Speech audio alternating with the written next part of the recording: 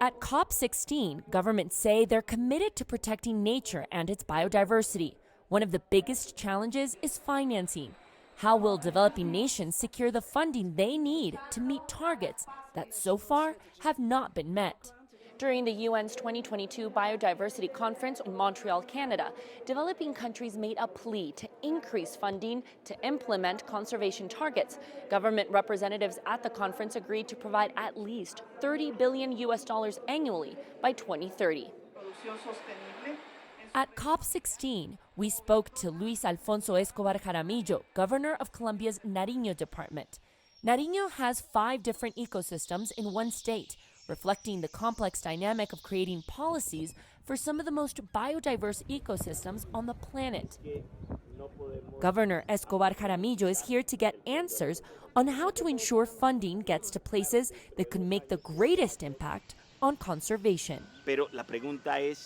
The question is how are funds going to be distributed in a sectorial manner through issues like mangroves, forests, and with universities or investigators, or cooperation with regions or with local governments and communities to transform their realities that affect conservation on the front line.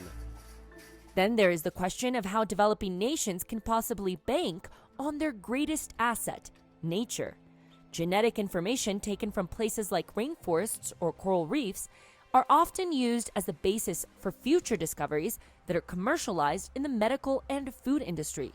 Colombia is rich in biodiversity, but can it monetize that natural asset? Officials here say they need help, and right now they're not getting it. Paradoxically, we are in the richest place in terms of biodiversity, but also the poorest for the communities and with the lowest quality of life. The summit is looking to provide answers on this topic through an unprecedented agreement known as the DSi Mechanism. The goal is to establish a global multilateral system that would allow payment for access to nature's data and DNA, a proposal made by developing nations. Scientists go and investigate the Amazon, the Pacific, and all our biodiversity for medicine, for health benefits, and it turns out they take this information, but the communities never benefited. Now the idea is that the investigations are transferred to a better way of living for the communities. A wealth of genetic information from remote jungles that need protection by some of the world's poorest communities that need the funding to do that work. Michelle Begue, CGTN, Cali, Colombia.